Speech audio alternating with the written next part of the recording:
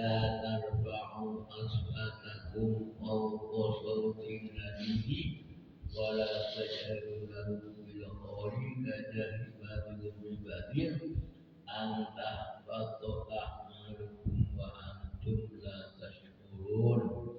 Faqala sallallahu man ahya sunnati faqad ahabani faman ahabani kana ma'i fil jannah. Sadaqallahul azim wa sadaqallahul karim wa ala dzalika minasyaitin. Sama syukur rahmatullah. Mari kita bersyukur alhamdulillahilladzi ahyana ba'da ma amatana wa ilaihi nusyur. Kita sudah dibangkitkan oleh Allah Ta'ala dari malam suntuk, tidur, mati, dimatikan, amat mati. Allah mematikan kita, kemudian kita dibangkitkan lagi. Bersyukur kepada Allah, kita bangun lagi, bisa hidup lagi, bisa beraktivitas lagi, dan dibimbing oleh Allah Ta'ala, kita masih bisa sholat berjamaah. Orang yang bercerita di malam tidak tahajud itu kalau sholat berjamaah kata Rasulullah pahalanya kayak orang tahajud semalam suntuk. Masya Allah. Kalau orang berjamaah isya kayak orang tahajud separuh malam. Jadi yang berjamaah meskipun sembahyang tahajud semalam suntuk, kalau tidak jamaah tidak ada artinya. Sebab namanya sholat fardu dibandingkan sholat sunnah itu berjuta-juta kali perbandingannya. Bukan hanya 3-4 kali, ini berjuta-juta kali. Tidak ada artinya sholat sunnah kalau tidak sholat fardu. Sampai saya kira Umar selagi sholat subuh itu sholat subuh, lihat siapa yang tidak sholat subuh. Atau ada seorang karyawan tukang jaga pasar itu, namanya Sulaiman. Oh, tidak ada Sulaiman, lihat Sulaiman. Setelah saya pikir Rasulullah datang ke rumahnya Sulaiman, ketemu ibunya, mana Sulaiman? Tidur. Loh, kenapa tidur? Tidak sholat jamaah tadi. Tadi malam sholat tahajud semalam suntuk. Lalu ngantuk tuh sembahyang sendiri di rumah, tidak ke masjid. Lebih baik jamaah subuh tidak tahajud daripada tahajud tidak jamaah subuh. Umar langsung begitu. Memang kata Rasulullah begitu. Kata Rasulullah kalau orang jamaah subuh itu pahalanya seperti orang yang sholat tahajud semalam suntuk dari maghrib sampai subuh kelihatan 6 jam. Zaman Rasulullah 6 jam 12 jam dari subuh dari maghrib subuh 12 jam. Jadi itulah nikmat Allah yang sudah diberikan kepada kita yang kadang-kadang kita itu tidak menganggap itu nikmat. Oh, nikmat itu kalau dapat jajan, dapat kue, dapat uang, dapat itu namanya nikmat. Bukan, nikmat itu bermacam-macam. Ada nikmat yang bersifat material, ada yang bersifat moral. Jadi ada sifat nikmat itu berbentuk kepuasan jiwa. Apalagi nanti di akhirat akan ditampakkan innamal jannatu yaumil qiyamah. Nanti akan ditampakkan, akan diberikan nanti setelah kiamat. Kalau sekarang itu tidak muat dunia ini. 2 rakaat sebelum subuh itu lebih baik daripada dunia dan seisinya. Kalau dicampakkan ditaruh di mana? Dunianya segini kecilnya. Baru 1 kali sholat kok sudah sudah belum sholat subuhnya. Oh, biaya saja belum sholat subuhnya. Jadi tidak muat dunia ini untuk menampung pahala-pahala yang Allah janjikan sudah mampu semuanya. Innama tujzauna ujurakum yaumal qiyamah. Nanti dikembalikan hari kiamat. Pahala-pahala itu ditampakkan hari kiamat. Kata Imam Syafi'i, dari kiamat itu orang melihat di atasnya apa ini, di atas ini. Banyak sekali pahala-pahala itu banyak sekali kelihatan. Tapi yang paling banyak pahalanya ternyata orang zikir. Orang zikir itu masalah. Kok dulu saya ada zikir? Ini kan gampang. Ingat Allah itu zikir. Allah, Allah, Allah. Ini zikir nih. Tapi kan udah dulu saya waktu di dunia. Padahal ternyata begitu kelihatan. Hari kiamat itu zikir yang paling banyak pahalanya. Jadi orang zikir itu begitu Allah Ta'ala menjanjikan orang zikir. Abu Musa itu pernah bertanya sama Allah Ta'ala, ya Allah, nikmatku besar sekali yang saya terima. Bagaimana saya harus bersyukur kepada Allah? Caranya bagaimana? Kata Allah Ta'ala gampang. Kalau kamu zikir, itu berarti bersyukur. Zikir saja Allah, Allah, hu. Dari hu itu gini artinya kan? Allah, alif, lam, ha. Ya. Ini keajaiban dapat Allah. Coba alif itu dibuang, bunyinya apa? Illa. Lam satu dibuang, bunyinya apa? Lahu. Allah juga. Lam lagi dibuang lagi. Hu. Hu ya Allah, hu. Huwa. Hu itu huwa. Jadi dapat Allah itu ajaib memang. Dibuang satu bunyi lillahi, alifnya dibuang lagi, lamnya bunyi lahu, dibuang lagi bunyi hu. Jadi dapat Allah itu memang tidak ada tandingannya. Itu diuraikan oleh Imam siapa yang terkait kamu itu? Iya. Itu di dalam kitabnya yang kecil ada siapa. Jadi kita marilah bersyukur kepada Allah, minimal syukur kita itu dengan zikir.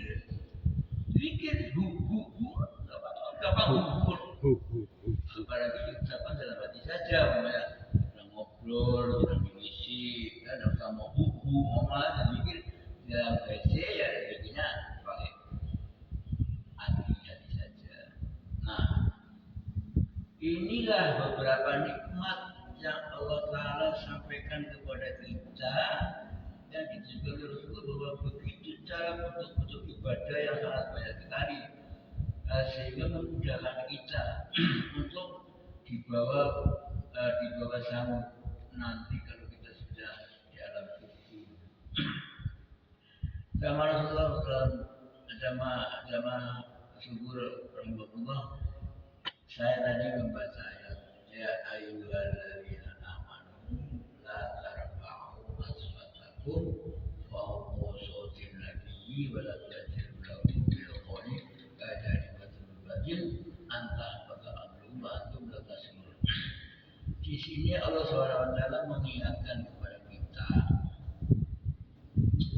bahwa kita ini harus punya tata krama, sopan santun, punya adab, punya akhlak kepada Rasulullah.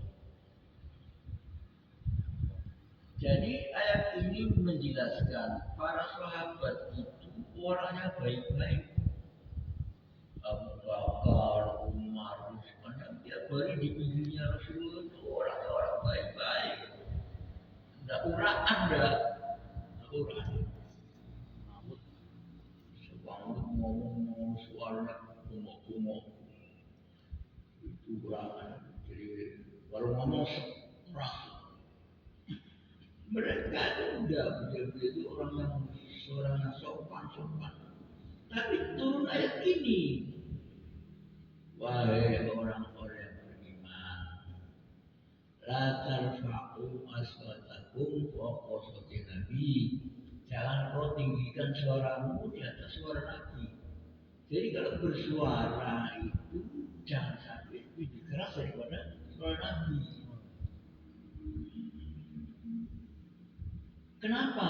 Ancamannya itu bahaya. Antah atau akmalukum wa antum tatasur. Kau pahalanya hilang semua. Kamu punya pahala, zikir punya pahala, salat tahajud punya pahala, baca Quran hilang semua. Gara-gara tidak sopan dengan Rasulullah. Antah beramal, wa antum tatasur, kamu tidak merasa. Kamu merasa ada pahala besar ya? Tidak besar pahalanya. Aku habis sudah. Karena kamu tidak sopan kepada Rasulullah.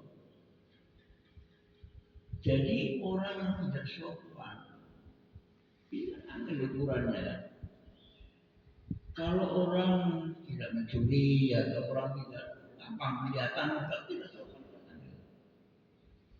Bagaimana harus kita menjaga sopan santun sampai Rasulullah meninggal itu masih kita harus ada sopan santunnya Rasulullah. Bukan hanya ketika Rasulullah meninggal, bukan hanya Rasulullah masih hidup, Rasulullah masih meninggal pun masih perlu sopan santun. Jadi begini ya, sopan santun ini melebihi kewajiban itu sendiri. Saya contohkan ya,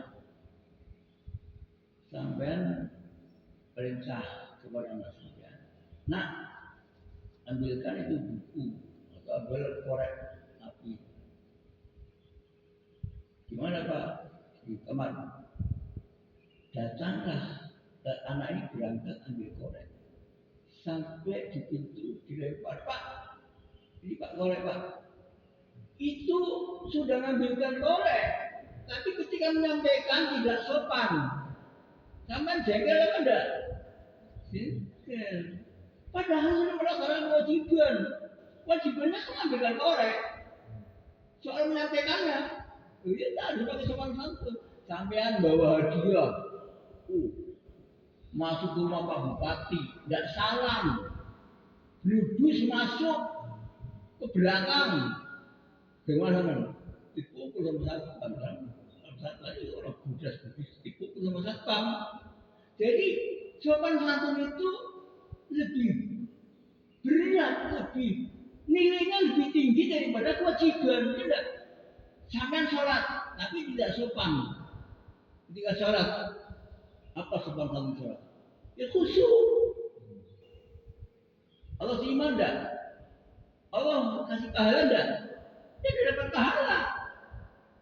Coba, jadi sopan santun itu di atas segala-galanya. Adab itu dan segala. Walaupun kita melaksanakan kewajiban, tapi tidak pakai sopan santun, dia pakai adab.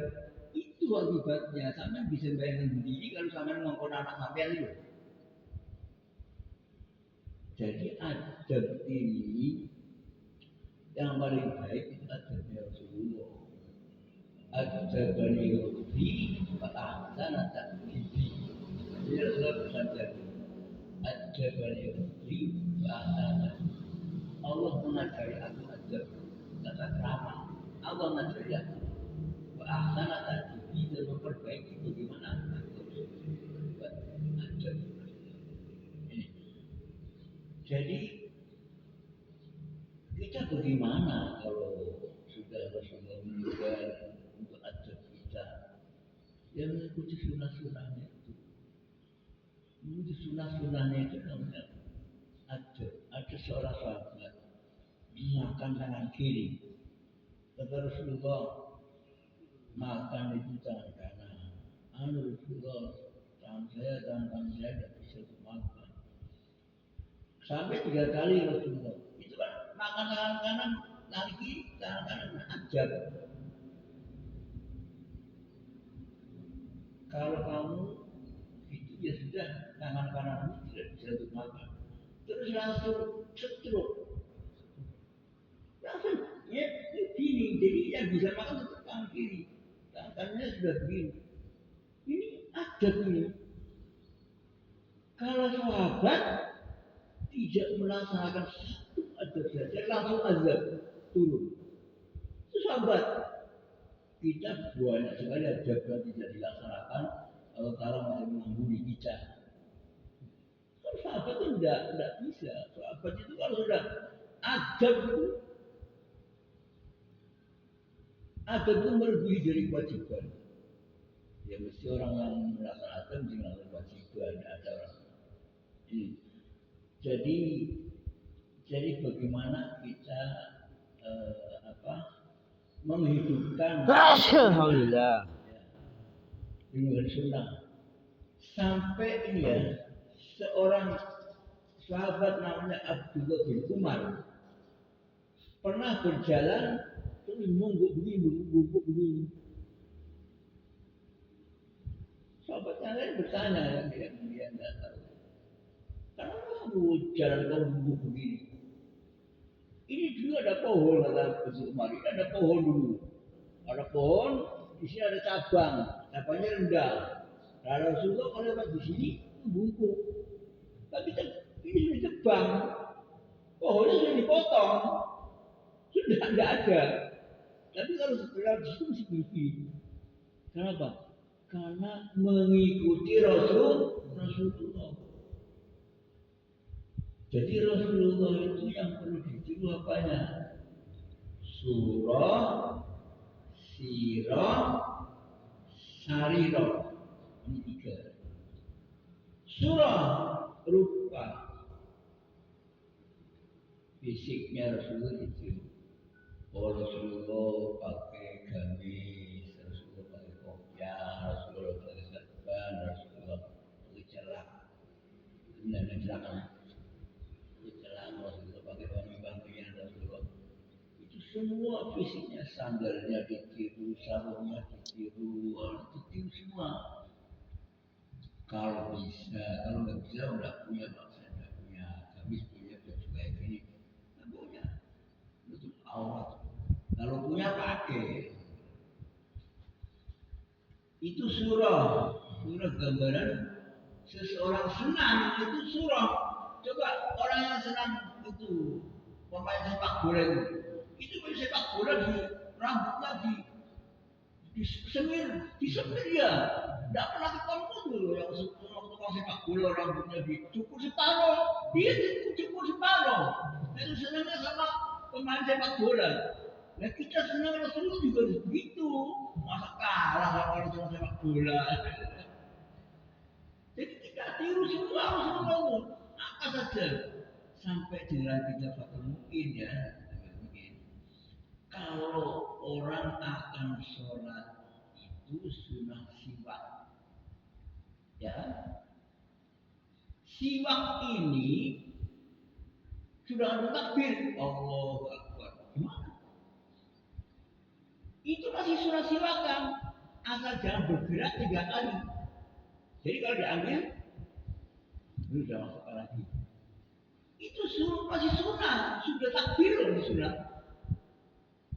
Terus ada lagi, bagaimana? Sudah tua, habis sudah giginya. Sudah ada giginya, itu masih sunnah, silakan. Walaupun hanya dijalankan gini. Nah. Ya kursinya aja, ditempel aku sakit. Pokoknya gini-gini aja lah. Begitu, makanya tadi seperti sahabat Ibnu Umar itu nggak ada pohonnya, masih menunduk begini. Masih menunduk, kenapa? Karena memang Rasulullah dulu waktu itu menunduk loh. Jadi kita mensiwakan sudah punya gigi, siwakan saja. Kenapa? Karena meniru Rasulullah. Itu. Jadi ia beradab kepada Rasulullah. Ia beradab. Jadi Rasulullah kalau makan tangan kanan. Rasulullah makan Bismillah, ini Bismillah. Kalau Rasulullah kalau makan di tengah-tengah nikmat, kalau mengambil syukur ya baca. Kalau sudah alhamdulillah. Semua sunnah Rasulullah itulah beradab pada Rasulullah. Jadi kalau tidak beradab hati-hati. Antah batok akmalukum wa antum la tashkurun. Kau tidak punya pahala. Habis. Jadi hati-hati orang yang meremehkan kepada sunnah itu hati-hati. ancamannya surat Al-Hujurat ayat 2. Jangan tulis surat Al-Hujurat ayat 2. Ya ayyuhalladzina amanu la tarfa'u aswatakum fawqa sawtin nabiyyi wa la tajharu lahu bil qawli kajahri ba'dikum ba'din an tahbata a'malukum wa antum la tashkurun. Sebenarnya ini sudah dikupas dalam kitab fikih. Orang sholat itu harus khusyuk. Khusyuk itu angel. Kenapa angel? Ya namanya hati. Hati itu kadang-kadang ingat ke sana. Kalau habis lihat HP, ya yang masuk HP-nya lah. HP itu ada kali gambar-gambar yang tidak kena itu masih sembahyang. Itu kalau di dalam masjid, Rasulullah bersabda hadis. Kalau di dalam masjid itu ada orang termasuk HP dunia kan, HP yang macam-macam itu yang iya, itu akan mencukur pahala. Jadi itu sampai sudah sampai kumpulkan baca Quran, etika. Itu kalau kita ngomong dunia di dalam masjid dicukur pahalanya. Paling apa pahalanya tapi paling dicukur. Kenapa pahala? Ya sering di masjid banyak pahala. Tapi ngomong di masjid ngomongnya ngalor itu tidak karuan dicukur, pahala dicukur. Jadi membicarakan dunia di dalam masjid itu paling banyak mencukur pahala. Rasulullah tapi kita di alam konflik dengan baca kita. Jadi kita itu adab itu tadi menentukan pahala. Kalau orang tidak cari pahala mau cari apa? Kalau orang bersyarat mencari pahala. Jadi seperti kita tadi katakan adab yang paling utama dalam sholat ya. Sholat ini hati itu harus jaga udur namanya. Jadi orang khusyuk itu ada 6 faktor. Ya.